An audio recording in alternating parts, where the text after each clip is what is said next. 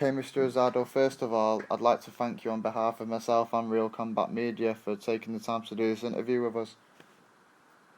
Yeah, no problem. Now, we all know you've got your shot at the WBA and IBO Middleweight title in Madison Square Garden. What stage are you currently in terms of training? How far are you into camp? Right now, camp is going to be, my fight time going to be a whole 8 weeks of training camp. And at this point, we have about, 3 weeks left. And, we're right on point, right on the money and, feeling nice and strong and fast. And, just taking it day by day, waiting for the big night. Now, you're from the biggest fighting town in the US, Philadelphia, Pennsylvania. How did this place treat you growing up? I mean, Philadelphia, man, I feel like, you make it out of Philadelphia, you can make it anywhere. Philadelphia, I've been in many places and a lot of different boxing gyms in the West Coast and things like that, man. And, I think Philadelphia has the best boxing gyms and, the best trainers and the sparring is just, you can get sparring in any gym and top-notch sparring. And all Philadelphia fighters are really tough. You're not a Philadelphia fighter unless, you have heart. So, it's a great place to learn your craft. So, it's benefited me a lot in my career. Now, what first you got involved with the sport of boxing? I got involved in the sport actually pretty late. I was always a fan growing up. But I really didn't enter a gym till I was 18. And, from there I met my trainer, Billy Briscoe, and, we just took off from there. Alright, now, I noticed that you only had 11 fights as an amateur, which is very little considering, you've got to the level you are now. Why did you decide to go pro at such an early stage? Well, the thing is, I only had 11 amateur fights, and, my trainer is an old school trainer. He's not an old guy. He's only 38. But he started training fighters at the age of 15. My great trainer, Willie Mozon, who's old school and been around Ray Robinson and fighters like that. So my trainer grew up with an old school mentality. And the amateur system didn't suit us well. The point system and things like that. And my trainer thought that let's just go pro. And I was with it. And, I just learned on the job, with just 11 amateur fights. I didn't have a lot of experience, but as a pro, I just continued to, take tough challenges. And, I took a couple losses. I was just learning on the job. But, like I said, growing up in Philadelphia, you get great sparring. And then I had the chance to be in 5 training camps with Bernard Hopkins. So, everything that I missed out in the amateurs, I gained it. Being in the Philadelphia gyms, sparring great fighters, and, being mentored by Bernard Hopkins. So, and I'm like a sponge, man. I absorb things really quick, and I learn really fast. Now, quite a significant win in your career was against Kassim Ouma, who's a real tough, experienced fighter. What was the importance of this victory in terms of opening future doors for you?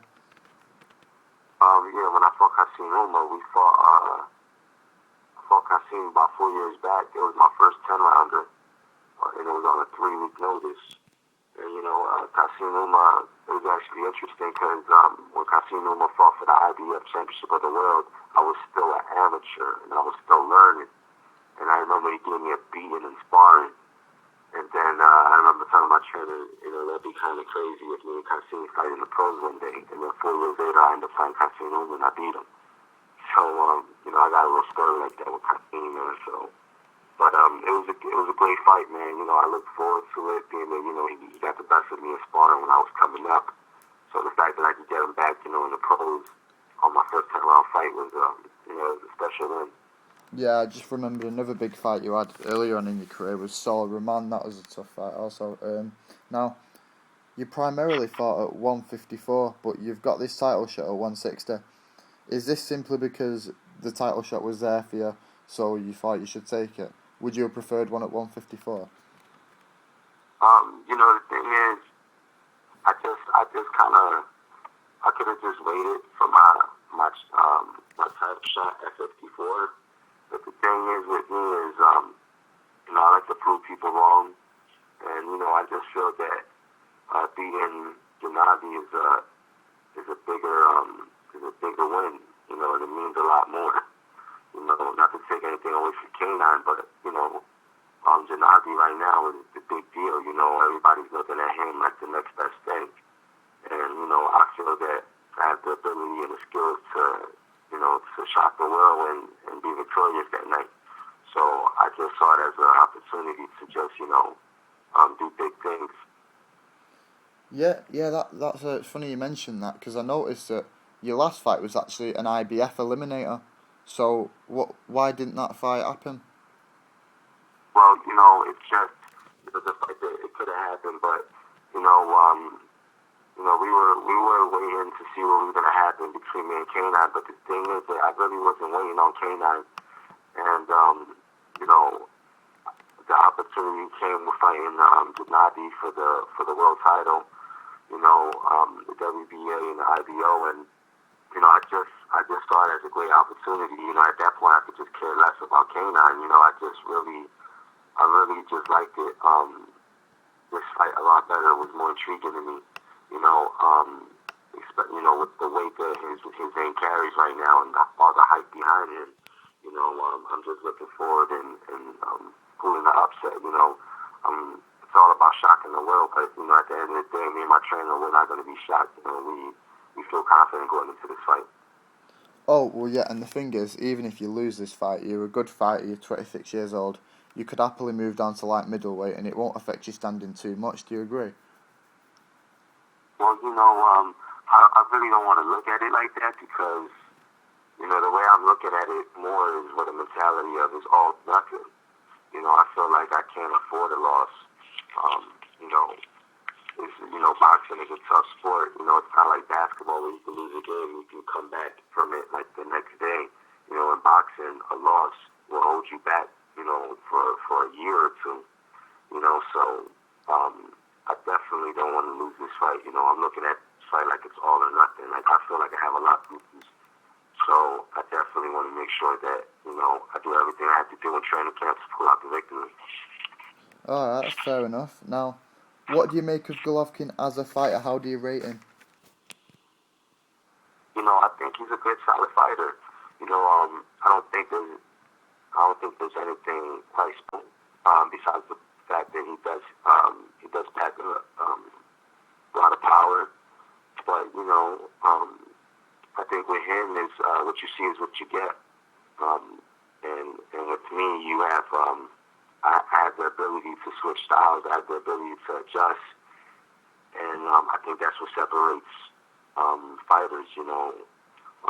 The fact that I can adjust to different styles. And I think with him, he's just going to come forward and he's just going to try to knock your head off. But I'm not. I don't really think he's. I don't really see anything that special. Besides the fact that he packs a good punch. Yeah, a lot's been made about this guy's power. There's been highly publicised videos, I don't know if you saw them, of him training on the pads, and he's like really demonstrating that he can throw a big punch. He's got 21 KOs out of his 24 wins. He recently destroyed the European champ Gregors Proxo, which I'm not sure if you know, but he's a real good fighter. Are you confident that you'll be able to take the heat against such a good puncher, taking into account that you've moved up? Yeah, without a doubt. And, the thing is, it's all about, a lot of the question is, can I handle his power? But the question is, can he handle mine? It's not like You know, he's in with a big puncher as well. You know, my last 7 wins, 5 of them been by way of knockout. You know, and I'm getting stronger and faster. And I think with this fight being at middleweight, I'm going to be even that much stronger. You know, he's there to get hit. I'm not an easy target to hit. You know, I have a good defense. I move my head a lot. You know, I catch and counter, and I pack a big punch as well. And like I said, you know, he's there to take some shots. And you know, I feel like the shots that he got hit with Casimuma, I feel that, you know, if I'm able to land as many shots that Kasim did, you know, I don't see him going the distance with me.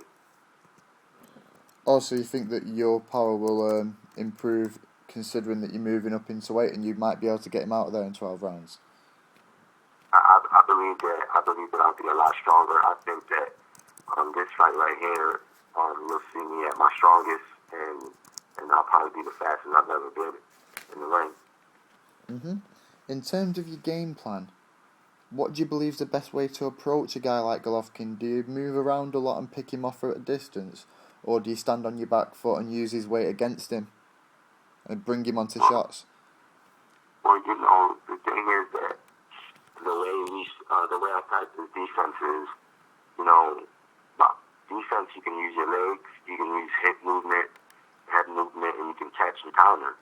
You know, James Toney was probably one of the best inside fighters in boxing, where, you know, he can stay in the pocket with a big guy and make the big guy miss and counter. And, you know, it's pull and counter type of thing. You know, Floyd Mayweather does it.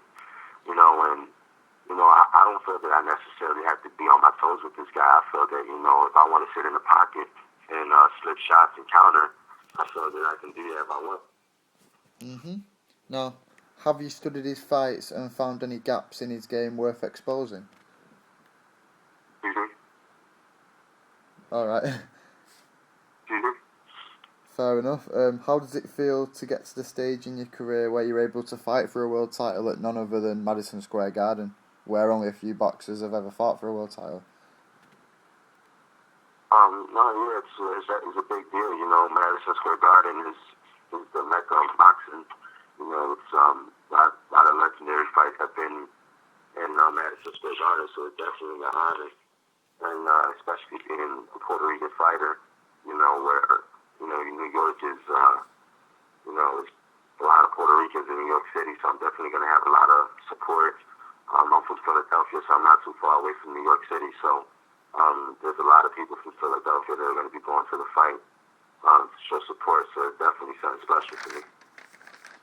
Yeah, that's right. I didn't put 2 and 2 together there. I didn't realise that. You will have quite a big fan base there. Now, Yeah. are you looking past this fight? Is he a middleweight fighter who you'd like to fight, or are you just simply going for the title in this fight?